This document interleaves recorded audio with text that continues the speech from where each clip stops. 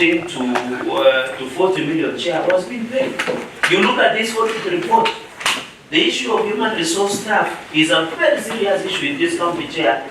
And you remember I'm happy, I think OAG for the first time I've been impressed on how you have done it. Because for the first time they even told us that there were people who had already been fired, but they were still collecting revenue on behalf of the people of Nandi. So this 3.9 billion that is paid to the staff, chair, there are so many glaring differences that the governor should have been held accountable. And I'm aware the EACC was investigating this matter. Unfortunately, 1 year down the line, the EACC have done nothing about it. Yet they took files, they took copies. No one has ever been held accountable over this scam. This is one of the worst scams. If I believe the other one for Kisi or any other county, 3.9 billion. And it is being flagged by the OAG on the issue of human resources. And even secondly, chair, because I have 3 points, is that on the issue of cess, you know, Nandi is placed, we have tea cess and sugar cess that was coming up to almost 20 million. We wanted the governor to shed light because this money was paid to maintain impassable roads because Nandi is raining at the moment. In fact, the chair, the OAG has observed that the money was being removed, but no one could not account for it.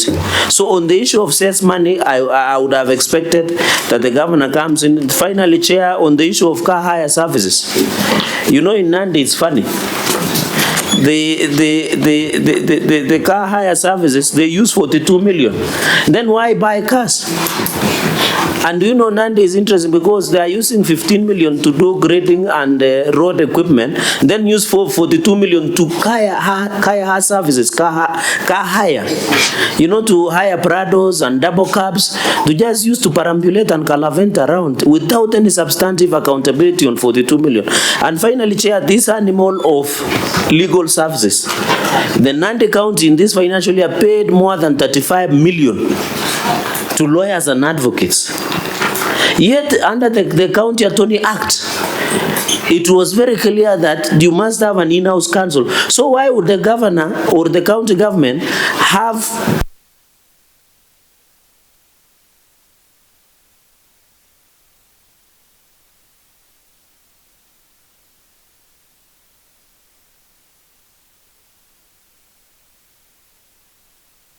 this accountability session?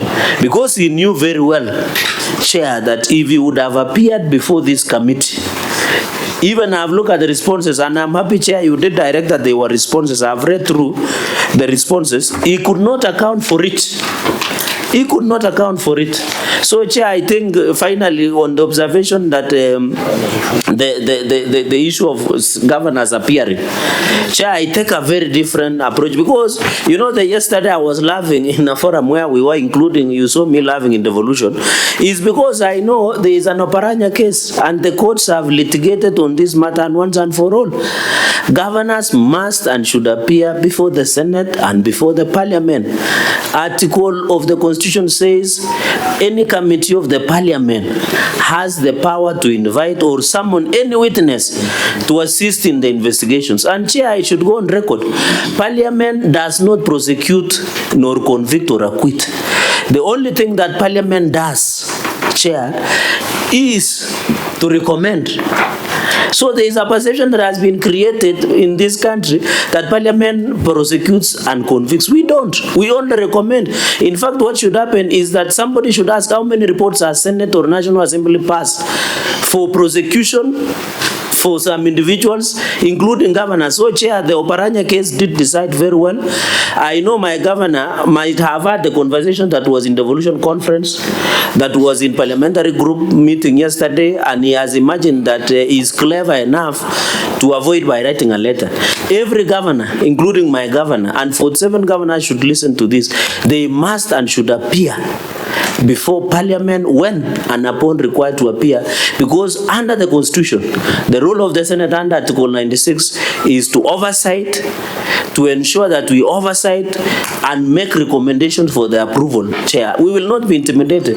That's what I wanted to say. Thank you. Thank you, honorable members. If we can conclude this matter in the next 15 minutes. So, who goes first? Senator Morgan? Yes, Chair. You know, we are a constitutional democracy, and we are guided by the rule of law. And when there is doubt on any article in our constitution, we seek guidance from the courts to interpret for us.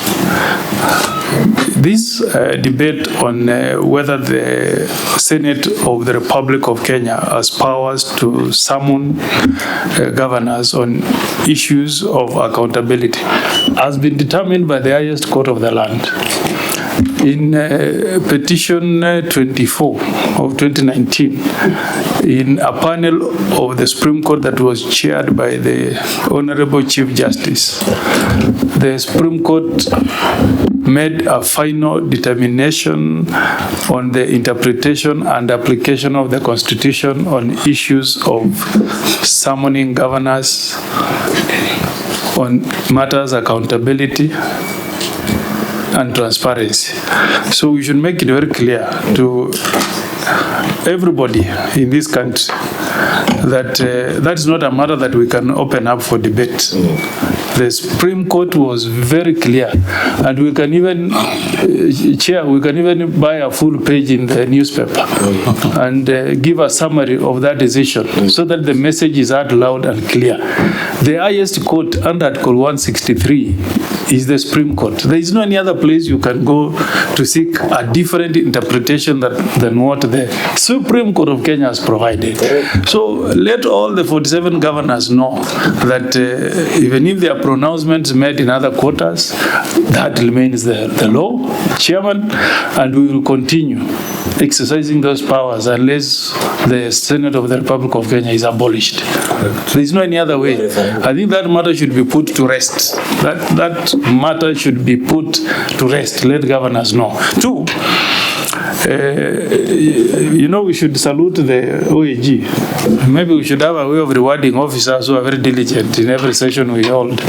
Because if the OAG is telling you that he traveled with officers of the county government of Nandi, they bought a ticket using public resources to come and attend a session where the Senate was to look through audit reports, seek some responses in enhancing accountability as is required of our Constitution. How do you get a letter? Where is that letter?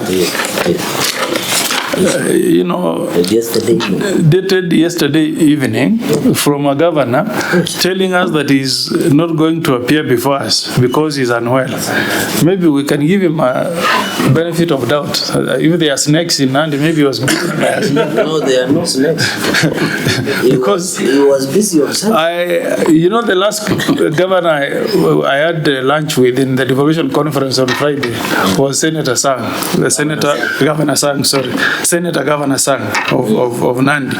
So we are lawyers. We know what happens when you go to court and you tell the court that you are indisposed. Chairman, the Constitution says we sit having the same powers as the High Court of the Republic of Kenya.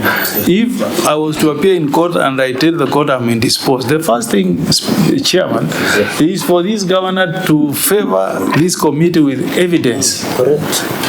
Evidence showing that he is indeed indisposed and that he has been attended by a doctor and the doctor has recommended that he should take an off. We cannot allow a situation where the Auditor General, and I know he has a very strained budget, travels all the way to come for a sitting, and then a governor casually says, I'm indisposed. Chairman, we need to make very serious pronouncements. This is it afternoon? This morning.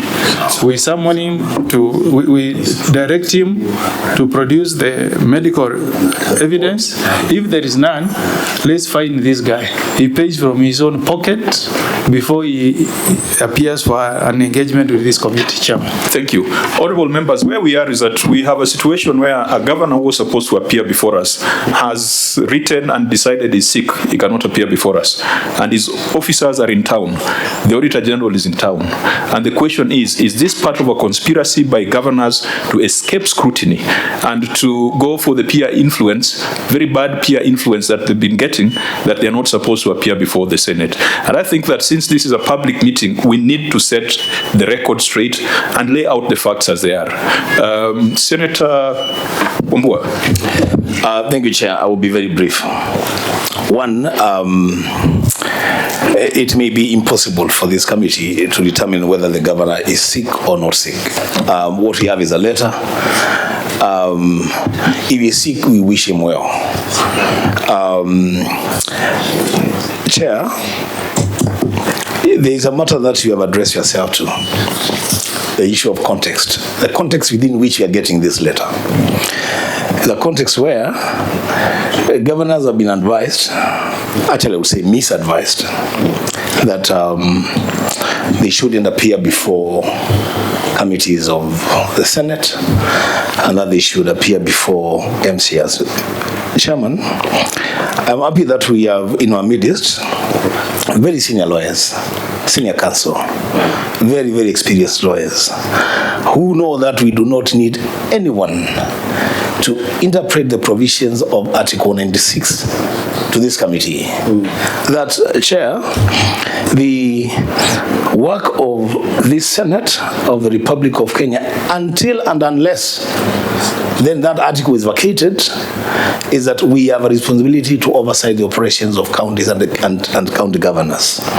Under 125, we have a duty of care to this country to summon anyone, including governors, to appear before our committees of parliament. Chair, the thing that I will be asking you to do in the interest of time is that after this meeting, Chair, I want to request you, after this meeting, you should lead this committee in addressing the media on the matter of the responsibilities of the committee that you chair, so that you put it very, very straight and open to everyone to know that we are not requesting anyone to appear before us. We are doing it because it is what we have been constituted to do, and we will do it to the extent of the law. I thank you, Chair. Thank you. Senator SIFUNA. Chair, allow me to begin by correcting what Senator for Kitui has said. It is not the governors who have been misadvised. It is the governors misadvising our national leaders. It is the governors who have misadvised my party leader about the position of... this is true. You know, Chair, I said in Diani because I didn't want to attend that conference that was held in your county, not because I don't like the people of Mutembei. It's a beautiful place. But this jamboree that is put together by the governors without any recourse to other institutions that are involved in devolution, was a platform where they poisoned and misadvised the minds of the national leaders to pronounce themselves on certain things. I said in Diani that if you are in a position of advising any leader in this country, I was telling the Attorney General that what leaders need in this country is not prayer.